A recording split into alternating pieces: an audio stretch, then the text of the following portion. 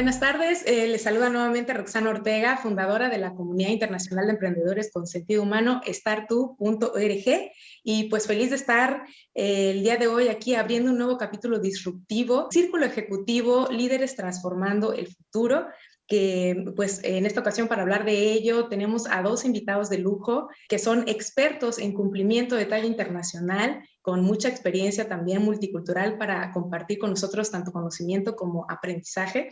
Y pues para eso quisiera también darles la bienvenida a todos los que nos escuchen. Estamos estrenando nueva versión en podcast, así que para los que nos vean en canal de YouTube y también para los que nos escuchen, pues bienvenidos. ¿Cómo están Abigail Martínez y Cristian Pérez? ¿Qué tal el calorcito? Ahorita estábamos platicando, Abigail desde Luxemburgo y Cristian desde Miami, en Estados Unidos. ¿Cómo están? Muy bien, Rox, gracias. Gracias por la invitación. Y Cristian, otra vez, hola, ¿cómo estás?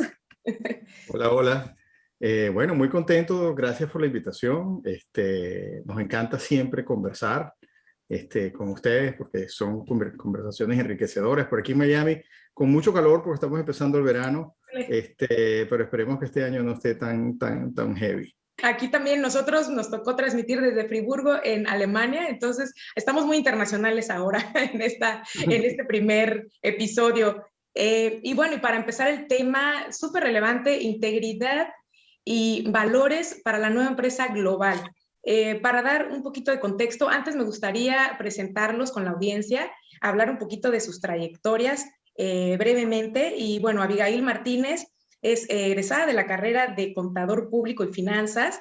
Se ha desempeñado en empresas de consumo masivo, donde ha desarrollado conocimiento en costos de manufactura y sistemas de gestión e información internos. Y en los últimos 14 años trabajado para diferentes compañías internacionales de dispositivos médicos, específicamente en temas de auditoría, monitoreo, implementación y mantenimiento en programas de ética y compliance, justamente para el tema, tanto para América Latina como para Europa. Todo esto enfocado a canal directo y bueno, trabajando con diferentes áreas dentro y fuera de la organización, sobre todo con equipos multiculturales, que es mucho de lo que hoy vamos también a intentar abordar dentro de nuestra plática. Y Cristian Pérez, pues es abogado de profesión, experimentado en el área transaccional y también de cumplimiento, con mucha experiencia a nivel global. Cristian pues ha empezado su carrera legal tanto en el ámbito privado como dentro de las empresas multinacionales, también tanto a nivel nacional como internacional.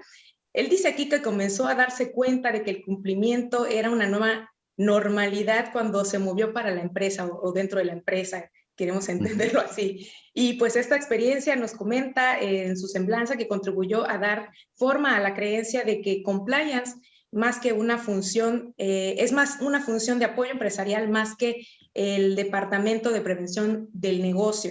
Pues ha trabajado para la industria privada, como decíamos anteriormente, en bufetes de abogados, algunos por comentar, Arnold Porter, Baker & McKenzie, Baxter y Olympus en la parte de la industria de salud, como asesor en compañías, aquí menciona que en una compañía alemana, ayudó para que se pudiera hacer una adquisición de varias subsidiarias a través de América Latina, y pues también incluso con gobiernos como la República de Panamá, también apoyó en asistencia a que regresara de forma exitosa cuando estaba en los mercados internacionales de bonos del 1996 a 97.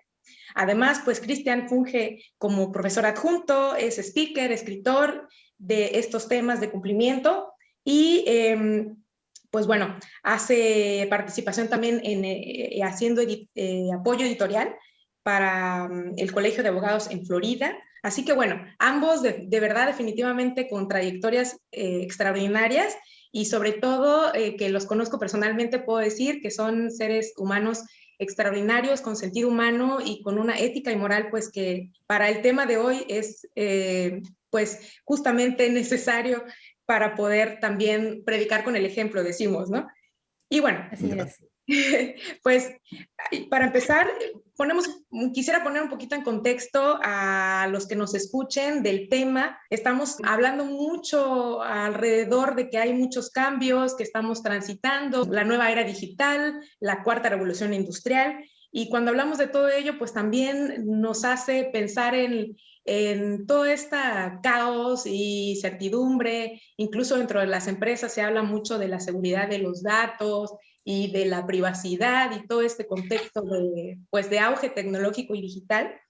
Y ahí es donde empezamos también a preguntarnos, o nosotros como comunidad empezamos a preguntarnos, y si hablamos de que en el centro de las empresas están las personas, deberíamos entonces enfocarnos a saber cómo están impactando las acciones o las decisiones que las personas tomamos dentro de una compañía, llámese desde un negocio familiar o una pequeña o mediana empresa, pasando por una startup o los grandes corporativos, que es en donde también ustedes tienen muchísima experiencia, porque al final del día decimos que pues todo lo que hacemos, para bien o para mal, pues refleja lo que pasa también en toda nuestra sociedad. Y para poder entrar en el tema, que empezáramos más bien por aclarar conceptos básicos en la cotidianidad nos puedan llegar a confundir, sobre todo cuando hablamos de contextos globales y multiculturales. En este sentido, Cristian, Abigail, la primera pregunta que quisiéramos poner sobre la mesa para que lo discutamos juntos sería, ¿qué es integridad? Hablando del título justamente del tema. Bueno, ya lo hemos platicado en algunas ocasiones anteriores y hemos mencionado que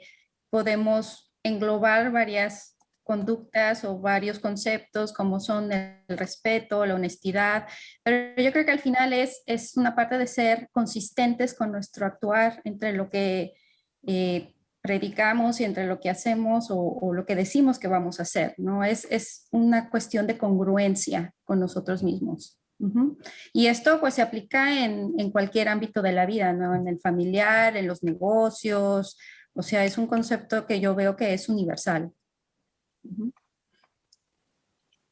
Claro, y muy importante, o si quieres tú acotar algo, Cristian también, por favor. No, yo creo que lo que dijo Abby es muy importante, es la habilidad y la disposición de ser consecuente con los principios en situaciones que a veces no son fáciles. Yo creo que lo que nos confrontamos siempre en el mundo de compliance son que hay situaciones que a veces no son fáciles para las personas que están enfrente de ellas, pero la habilidad de mantener los principios, de mantener códigos de conducta, de mantener los valores morales es lo que consideramos que se considera integridad.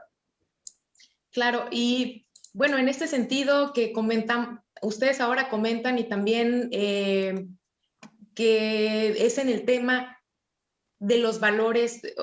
¿Qué diferencia habría entre valores y principios? Porque ahorita comentaste los principios y valores y a veces de repente a mí me ha pasado que se llega a confundir. ¿Es lo mismo un principio que un valor o en qué radicaría la diferencia? Yo creo que en líneas generales son términos que son bastante sinónimos cuando estamos hablando de valores o de principios morales. Ahora, yo creo que lo que hay que hacer es una diferenciación entre lo que son valores universales y lo que son valores culturales. Entonces, por ejemplo, cuando estamos hablando de valores universales, y yo creo que hacia allá hacia donde vamos en el mundo de la integridad y cumplimiento, estamos hablando de valores que son comunes sin importar cualquiera que sea la cultura. Yo creo que si uno dice no matarás, no robarás, no hay ninguna religión o cultura en el mundo que diga, sí, por favor ve y mata o por favor ve y roba. Yo creo que son principios que son universales. Así que en ese sentido, tanto cuando estamos hablando de principios como estamos hablando de valores, yo creo que estamos hablando en ese sentido de cosas que son sinónimas universalmente. Exactamente, concuerdo totalmente con Cristian, no podemos tener un diferente concepto de, por ejemplo, decir ¿qué es corrupción? Corrupción es igual en todos lados, ¿no? No podemos decir es diferente donde vivo o en otro país o en otro continente, es exactamente la misma idea. Que vamos, hay diferentes grados, ese es otro tema, pero el concepto va a estar ahí. Uh-huh. Excelente, y qué importante hablar de o más bien dejar claro en cuanto a las definiciones, porque sí es importante que empecemos por lo básico. Las personas a veces, sí, de verdad, cuando tocamos estos temas, a veces llegamos a confundir uno u otro término. Y en ese sentido también, cuando hablamos de moral y de ética, estamos hablando también de conceptos universales, estamos hablando de los mismos temas, porque yo a veces llego a escuchar que muchas personas hablan mucho de moralidad como un tema religioso y de repente la ética se escucha un poco más como una cuestión de reglas o como de una política que a lo mejor está establecida desde alguna institución. ¿Qué tantas diferencias hay? El otro día Cristian también hablaba acerca de que más allá de moralidad o ética, tendríamos que hablar de legalidad. ¿Cómo nos podrían ustedes aclarar un poco en este sentido? Bueno, yo la ética, bueno, si me permites, Cristian, aquí intervenir un poco, la moralidad yo la veo más como una cuestión ligada a costumbres, puede ser una cuestión, digamos, de una cultura, y cierto, también puede ser definido en algún momento determinado, o sea, es movible, puede cambiar, ¿no? En algún estado del tiempo.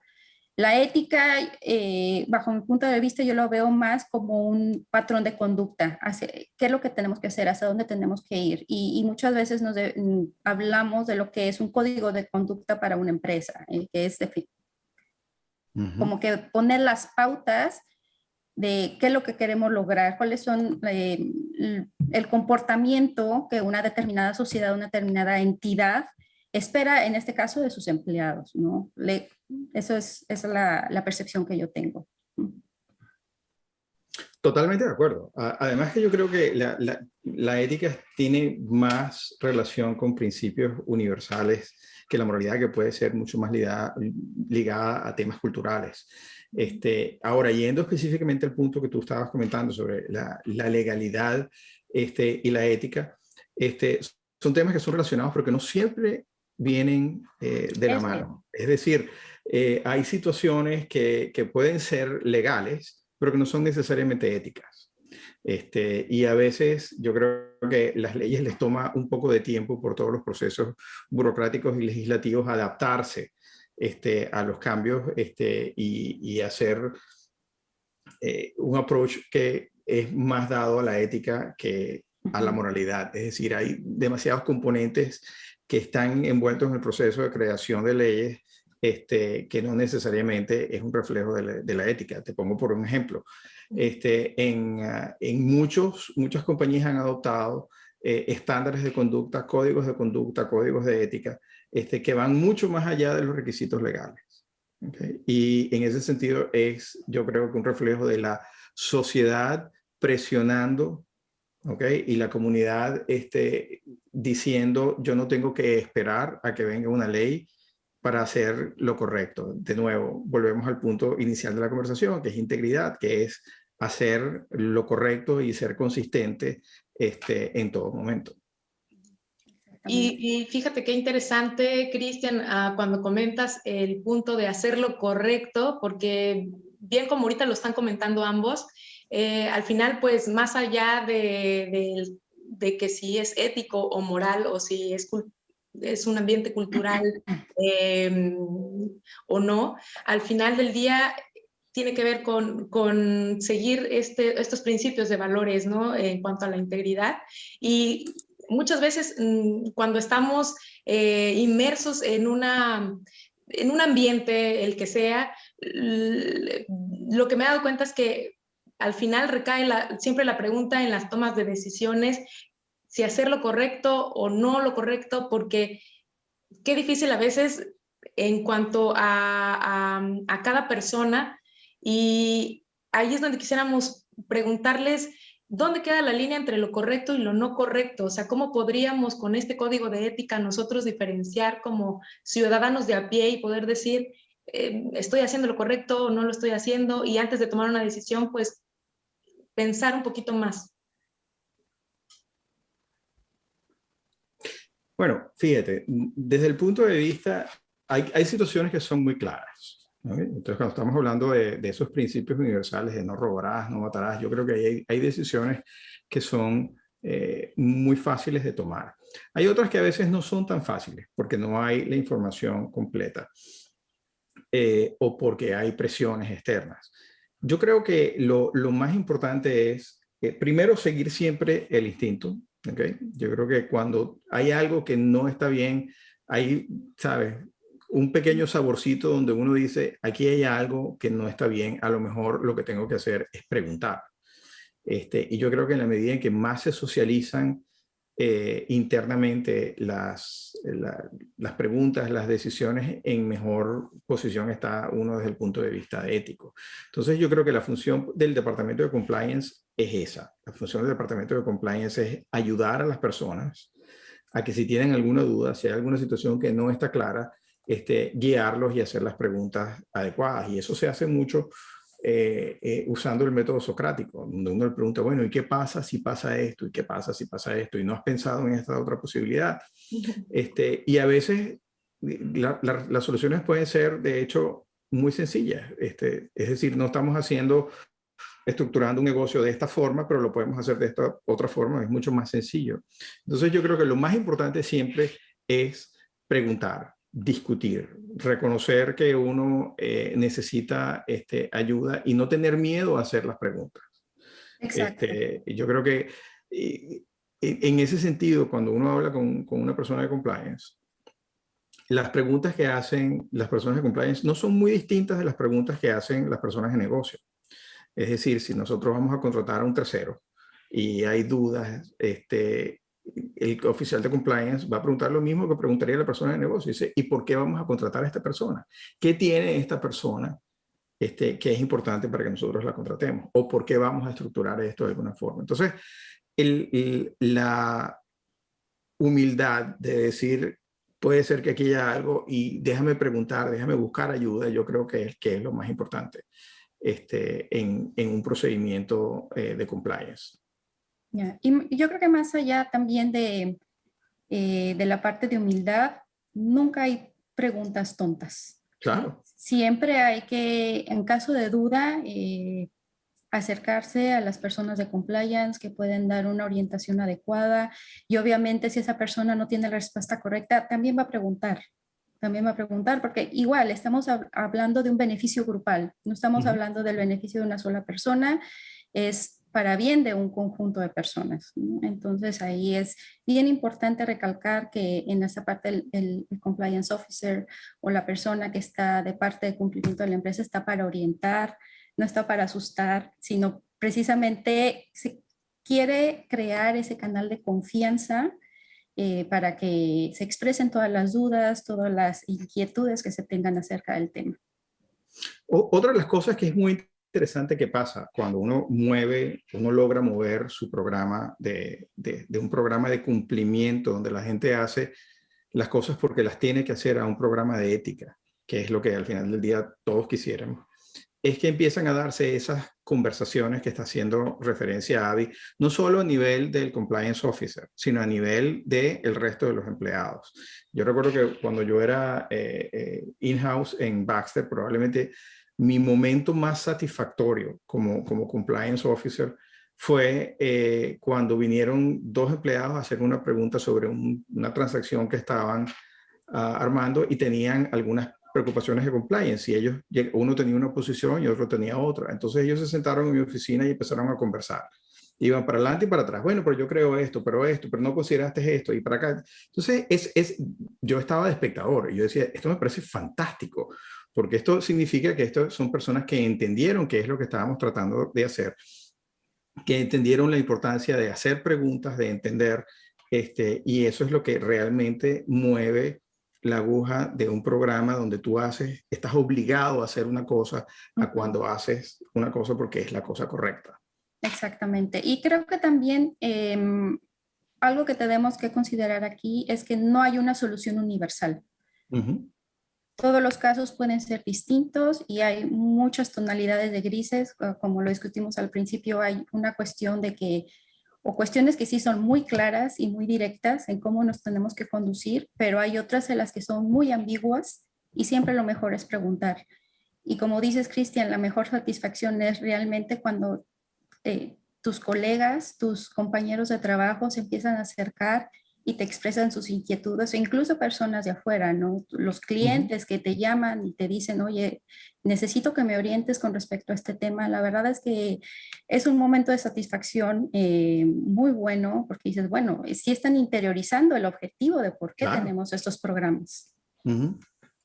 Y pues, qué valioso lo que nos están compartiendo. Y para seguir esta línea de ideas, me gustaría preguntarles justamente qué retos son con los que se han enfrentado ustedes en esta labor, que si bien estamos ahorita, pues también por la experiencia de cada uno de ustedes, hablando mucho en torno dentro de una empresa corporativa, también muchas veces, pues digo, retomando el tema de que hay también pequeñas empresas donde a lo mejor no tengan un officer compliance o una persona a quien recurrir, de cualquier manera, no sé si después podemos también, o ustedes también nos pueden orientar un poquito para las pequeñas empresas, cómo podrían hacer para a lo mejor contactar a personas como ustedes. Pero bueno, primero preguntarles qué retos son los que, porque ya me estoy adelantando, qué retos son los que ustedes han tenido que enfrentarse en sentido de, obviamente, de temas, de cumplimientos. ¿Algún ejemplo que nos puedan dar?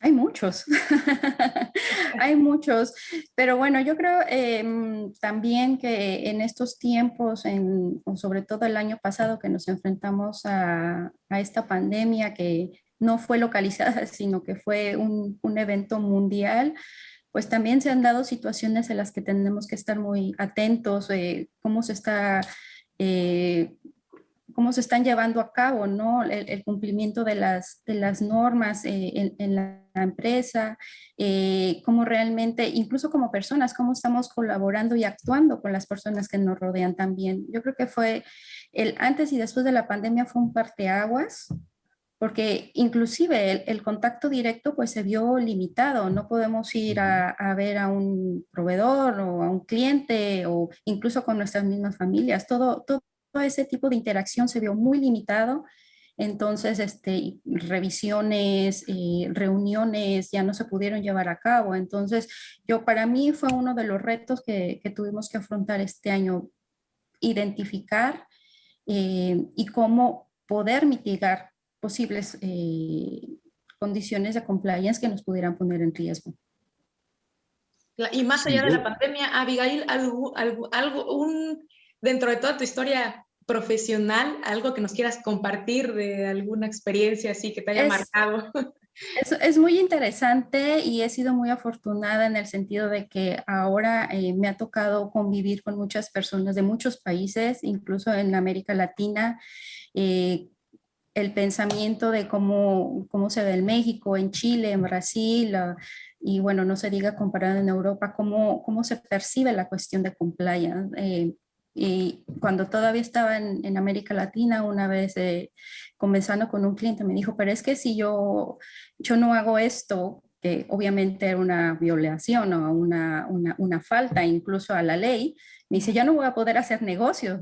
Entonces, fue una cuestión de realmente convencer de que lo que estaba haciendo estaba mal, incluso poner en riesgo su negocio, sus ganancias y la reputación de su empresa y, digamos, exponerle este tema a él y negociar con él esta parte de presentarle cómo podría dañar sus propios negocios fue súper interesante.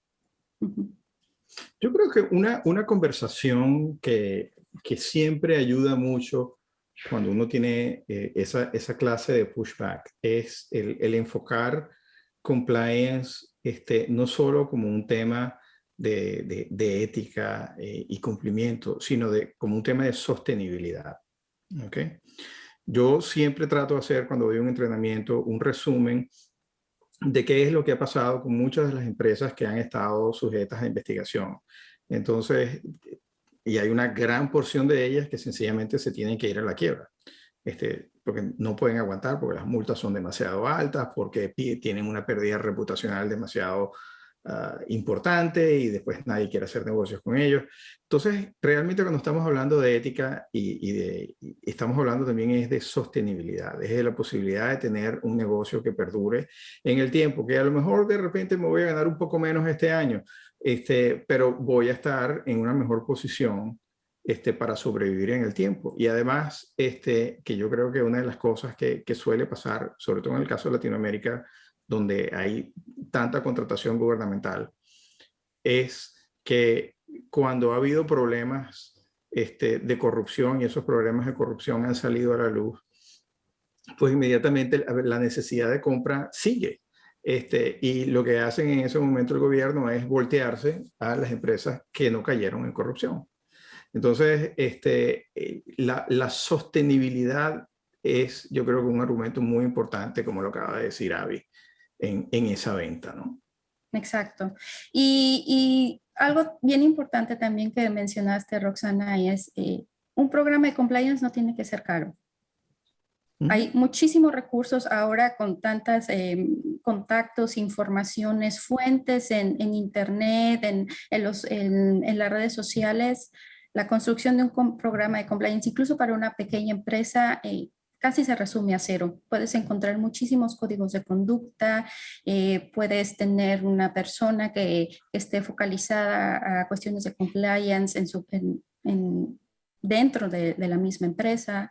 Entonces, no tienes que construir un programa demasiado grande o costoso para realmente asegurarte que sigues las normas. Sí, y además, yo creo que una cosa que han entendido todos los entes gubernamentales que están encargados de seguir los temas de compliance en el mundo es que no todos los programas de compliance tienen que ser iguales. Es decir, cada compañía necesita un tipo de programa de compliance distinto. Una empresa farmacéutica no tiene las mismas necesidades que una empresa de construcción, ni tiene las mismas necesidades necesariamente que una empresa de oil and gas. Entonces, entender el tamaño de la empresa, entender el sector en lo que estás operando y entender los recursos internos que se tienen es importante.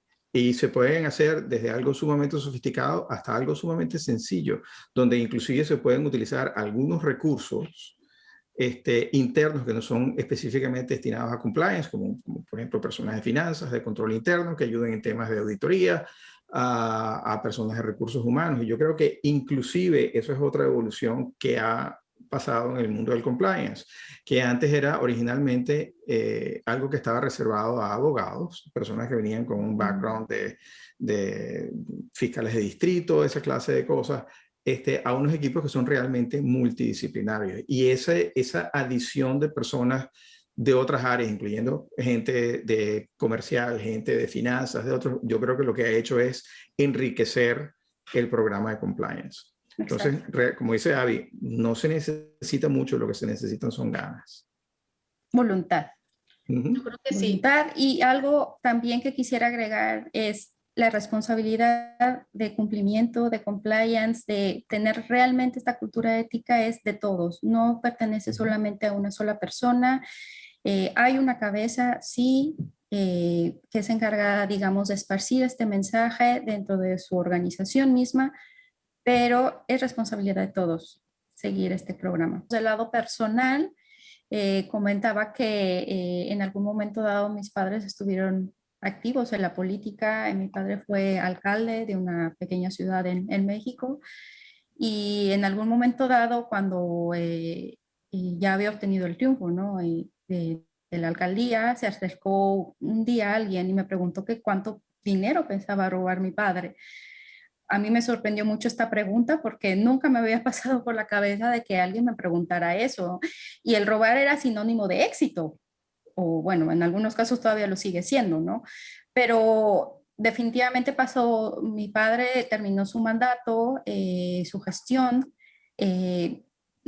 Obviamente no hubo ningún incidente de robo, ni acusaciones, ni nada, pero la percepción en ese momento es de que habíamos sido bastante ingenuos por no haber aprovechado la situación.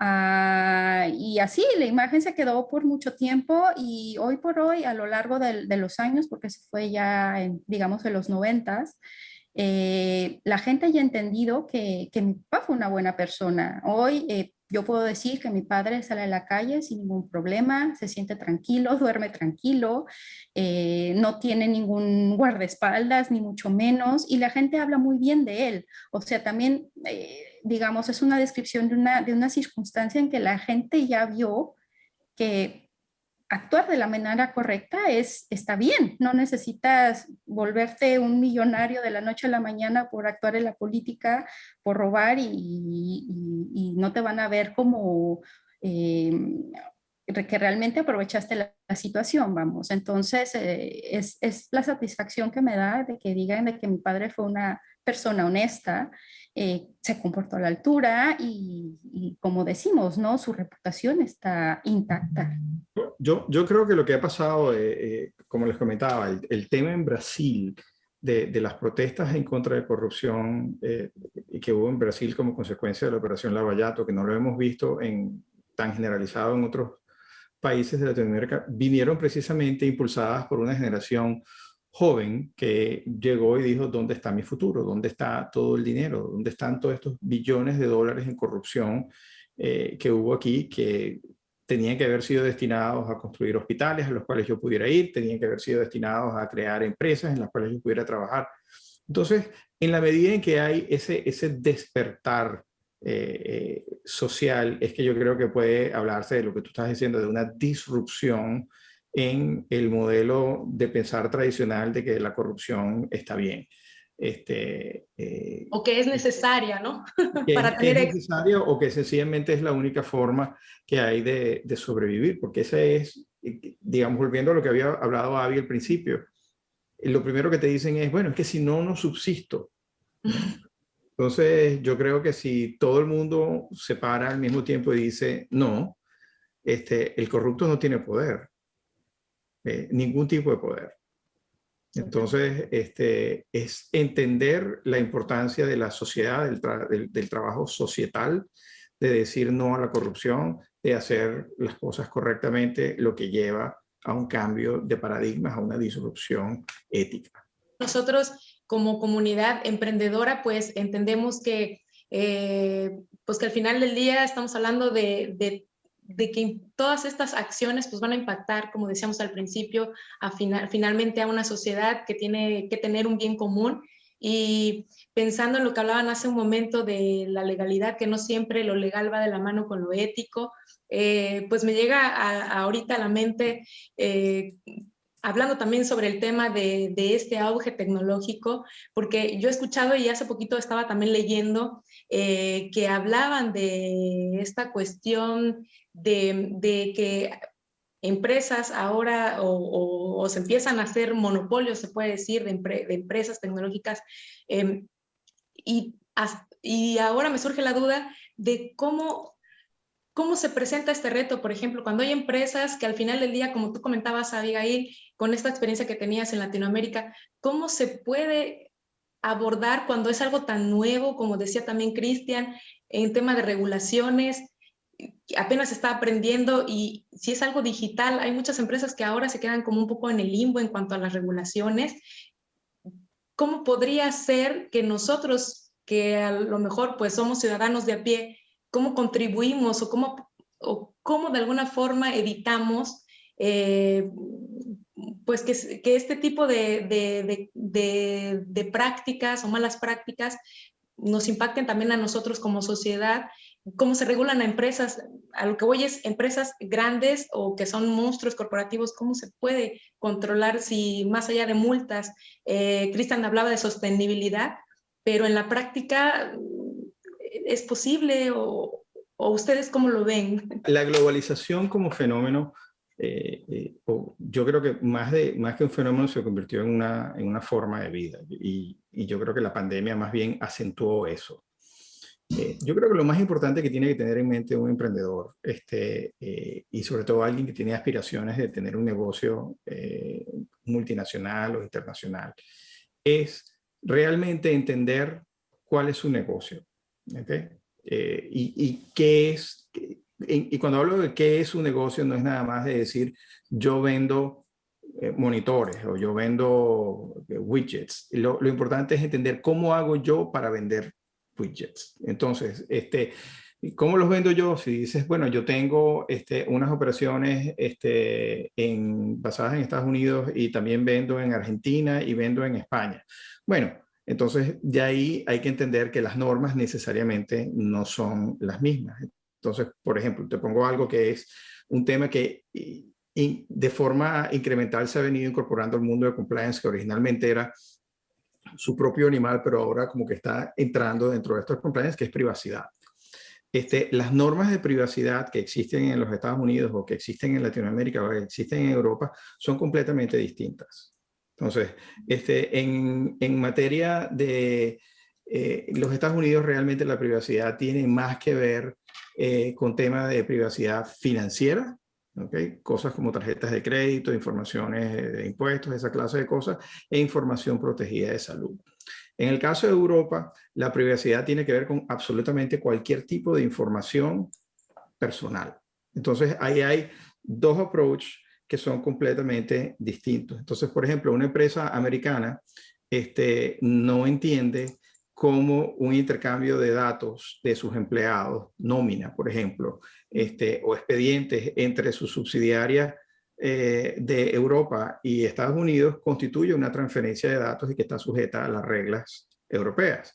En el caso de Latinoamérica es muy parecido porque las normas de privacidad son parecidas a Europa. Entonces, yo creo que lo más importante es tener esa visión integral del negocio, de qué es lo que hace que mi negocio funcione. Es decir, yo vendo, yo tengo empleados, etcétera. Y una vez que tienes un real entendimiento de cómo funciona tu negocio en general, puedes entender dónde están las áreas de preocupación. Y yo creo que en ese momento es el momento de ir y hablar con el especialista de compliance o con un especialista de regulatorio o con un abogado que te pueda guiar en qué tengo que estar pendiente, de qué tengo que ocuparme si voy a hacer este negocio. Y normalmente, y yo creo que ese es otro de los temas que siempre pedimos los oficiales de compliance, es no me llames después que hayas hecho el negocio, llámame antes.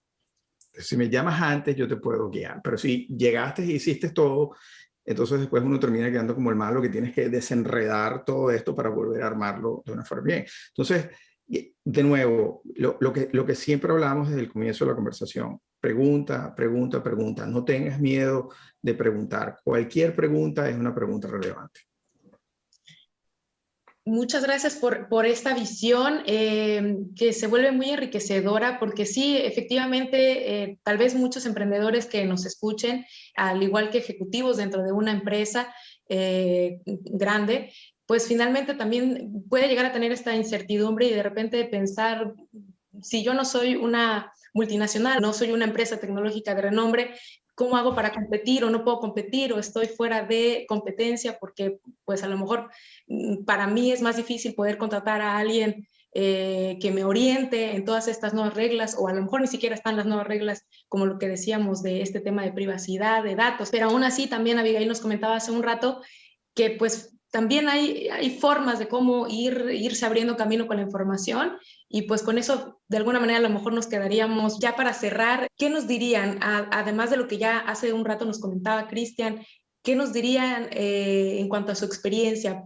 ¿Por dónde tendríamos que ir empezando para conocer, no sé, un poquito más de las leyes, o qué es lo que realmente tendríamos que empezar a hacer? Yo creo que en este caso hay que buscar una asesoría adecuada.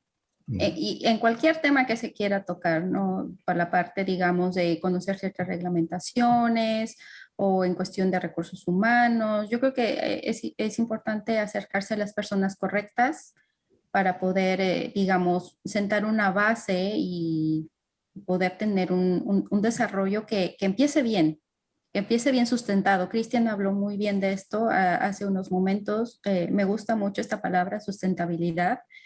Al final es algo que bueno, asegura que el negocio va a perpetuarse, ¿no? Entonces, para mí la cuestión de asesorarse de una manera correcta es esencial. Ajá. Y hablando precisamente de temas de compliance, es pues perder el miedo a lo que es compliance, ¿no? Es hablar con las personas, con los empleados. Es un tema que tiene que tratarse de una manera natural. Tiene no que sonar netamente impositivo, tiene que ser parte de la cultura empresarial hoy por hoy. El actuar de una manera correcta, también esto va a asegurar que el negocio perdure, dure y sobre todo que las ganancias pues estén bien, digamos, otra vez, utilizando la palabra sustentadas, ¿no? Una parte también bien importante y como personal de compliance o como personas que se están integrando en este ambiente es aprender a escuchar. Siempre es bien importante escuchar los puntos de vista, la persona que viene a hacer una consulta y cómo actuaría yo en su lugar, qué es lo que él está viviendo que yo no estoy viendo. Eso es muy importante, considerar todos estos puntos de vista porque no se puede imponer una solución si estamos siempre en un escritorio. Tenemos que realmente tratar de entender la experiencia de la otra persona. Y bueno, algo que también me gustaría saber o bueno, expresar en esta parte es las decisiones que vamos a tomar con respecto a nuestros negocios. ¿Cómo nos sentimos tranquilos con respecto a las decisiones que estamos tomando de una manera ética y transparente? Algo que yo me pregunto también es, con respecto a las decisiones que tomamos, es cómo nos van a percibir las personas, ¿no? En el día de mañana, cómo me ve mi familia, cómo me van a ver mis hijos, mis colegas en el futuro, cómo me van a recordar por todas esas acciones que tomé. Pero a lo mejor me adelanté un poco con respecto a la conclusión, pero bueno, les dejo este punto, ¿no? Muy personal, pero lo expreso. Pues Sin justamente en ese duda. sentido, Cristian, yo quisiera preguntarte directamente por lo que tú haces referencia en una plática pasada que teníamos antes de empezar este evento acerca del Sócrates, que se viene a ser como este personaje filosófico que nos recuerda un poquito como enderezar el camino, y lo que ahorita comenta Abigail, súper importante en el tema humano, que hablaba Abigail en cuanto a la reputación o en cuanto a la persona como tal, cómo quiero ser recordado, cómo quiero ser visto por mis familia, por mis pares, por la gente que me rodea o mi comunidad, hablando también en este sentido como estar tú. Entonces, cuando hablamos de sustentabilidad, hablamos de largo plazo, ¿cierto, Cristian? ¿Cómo lo resumirías tú para ya entrando en las conclusiones de las que hablaba Abby? Sí, la sostenibilidad yo creo que es lo más importante y yo creo que la sostenibilidad viene dada en la medida en que uno pueda saber exactamente qué es lo que quiere y a dónde va. Y para eso es importante preguntar. Y de ahí volvemos al tema que habíamos hablado originalmente de Sócrates. Sócrates era el gran preguntón. Parecía un niñito de 4 años que quiere saberlo todo. Y realmente eso es el espíritu, no solamente desde el punto de vista de compliance, sino desde el punto de vista de la persona que quiere comenzar un nuevo negocio, de hacer las preguntas, buscar asesoría, pero fundamentalmente hacer las preguntas adecuadas y no tener miedo de que si le responden a uno algo que uno no entiende, decirle, a ver, explícamelo un poco mejor. O hacer preguntas si uno se educó antes de ir a hacer una pregunta y decir, oye, yo leí en tal sitio que esto es así. Y el asesor entonces te va a poder decir, ah, bueno, ya estoy hablando con una persona distinta. Esa capacidad de preguntar, esa capacidad de entender, creo yo que viene íntimamente atada al tema de la sostenibilidad, de decir, esto es un negocio que va a perdurar en el tiempo, porque lo otro que pasa también es que la realidad de hoy no es la realidad de hace 4 años. Entonces, las preguntas que hacíamos hace 4 años no necesariamente van a ser las preguntas que vamos a hacer en 2 años, sobre todo en un mundo que está cambiando constantemente. Entonces, yo creo que es importante siempre hacer las preguntas y siempre entender qué tengo que hacer para adaptar mi negocio desde el punto de vista legal, desde el punto de vista de compliance y desde el punto de vista comercial para adaptarme a una nueva realidad. Yo creo que eso es el espíritu de de ética y cumplimiento y el espíritu de cualquier negocio. Y al preguntar también, realmente te puedes dar cuenta qué obstáculos tú no habías visto desde un inicio. Claro. Entonces, ahí todos en conjunto pueden encontrar una solución o ver qué caminos alternativos se pueden tomar, ¿no? Hay veces que la expectativa es hacer las cosas muy rápido o en un cierto lapso, ¿no? Pero en realidad, si preguntamos o no preguntamos, nos podemos dar cuenta que nos podemos enfrentar a obstáculos o a ciertas restricciones que no se habían contemplado desde un inicio. Entonces es mejor realmente desde el principio expresar todas estas inquietudes, como dijimos, como lo expresé anteriormente, aunque sea la pregunta más simple, es mejor tener todo el panorama en lugar de darnos una cierta desilusión, ¿no? Porque después pensamos que las cosas iban a marchar de manera diferente. Y creo que para agregar un poco a lo que están ustedes comentando, diría que al hacernos preguntas también llegamos un poquito a esta parte de autorresponsabilidad, que también ahora se habla mucho de ello y que tiene que ver con además de tener una guía o quien nos vaya de alguna manera, pues orientando en nuestro camino de aprendizaje, como decimos en la comunidad de Sartú, aprendizaje continuo, también empezar a tomar este compromiso personal de decir, de hacerse las preguntas también de manera personal y como también en un principio ustedes comentaban, esta sensación o esta que yo le diría es un poco la intuición de cuando nos encontramos ante un peligro y podemos nosotros decir si la decisión es correcta o no. Creo que debemos ir dirigiendo este tipo de pensamiento a cualquier cosa que hagamos, porque tal vez esa sea la manera de que nos empecemos a cuidar unos a otros, ¿no? Yo veo ahora que empieza a haber con todo este caos mucha separación, mucha polarización, que también más allá de la política yo veo en general en todo el mundo. Y para no ampliarnos en otros temas que, bueno, que no son del día de hoy, pero sí me parece que tenemos que empezar por ahí en el tema de compromiso, autorresponsabilidad, y no sé si ustedes piensan similar, pero que tiene que ver con este bien común que nosotros queremos, pues finalmente transmitir dentro de esta comunidad y pues para la sociedad en general. No sé si nos quieran ustedes dar alguna otra conclusión. Ya estaríamos finalizando con este programa. Yo creo que el comportamiento ético debe de ser una parte fundamental, ya lo hemos mencionado, no debe de ser un componente secundario del negocio. Si bien el fin último es precisamente tener una ganancia, una rentabilidad, el cumplimiento con la norma tiene que ir de la mano. No lo podemos dejar en segundo lugar. Ese es, yo creo que un consejo que podría dar. Volviendo al tema central que hemos tocado en varias preguntas, estamos hablando de sostenibilidad. Estamos hablando de la posibilidad no de hacer un par de dólares hoy, sino la posibilidad de tener un negocio que pueda seguir creciendo, que pueda darle de comer a nuestros hijos, que pueda darle de comer a nuestros socios y a nuestros aliados comerciales, y entender que un negocio no es necesariamente algo que es exclusivo entre la persona que está haciendo y sacando el beneficio económico y la persona que recibe el producto.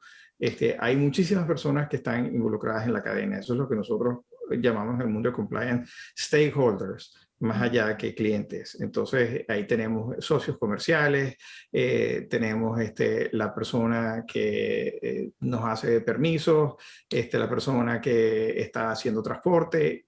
Es decir, hay una cadena. Yo creo que una de las cosas que ha quedado claro con la pandemia es que hay una cadena. Traer un producto a la mesa de una persona involucra, o al teléfono o a la casa de alguien, involucra un número muy grande de personas. Y si nosotros rompemos alguno de esos eslabones, se rompe la cadena completa. Entonces yo creo que eso es la lección importante de la globalización y del COVID, es entender eso y entender que la sostenibilidad es la meta última de la ética y el cumplimiento.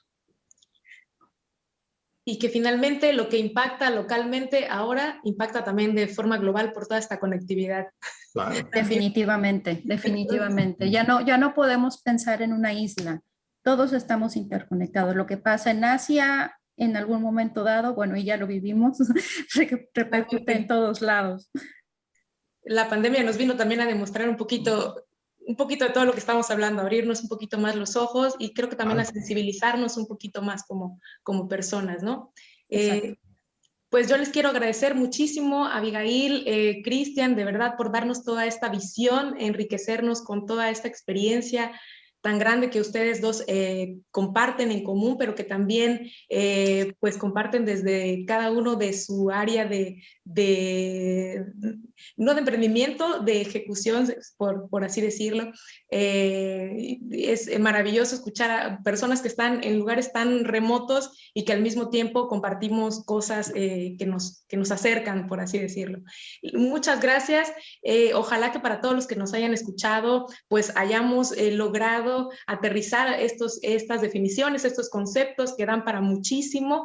Sin embargo, pues también esperamos que nos comenten y nos compartan si tienen preguntas, si quieren saber un poquito más, incluso si quieren contactar con Abigail o con Cristian, si ustedes están abiertos a que nos hagan preguntas y después podamos revisarlas y a lo mejor a través de algún comunicado de nuestras plataformas, pues hacérselas llegar a las personas que se conecten. Pues creo que con eso estaríamos ya contribuyendo un poquito más a nuestra labor. Pues muchas gracias, les deseo muy linda tarde y que se la sigan pasando muy bien. Un abrazo muy fuerte. Perfecto. Igualmente, gracias por el espacio. Gracias. Hasta luego. Hasta luego.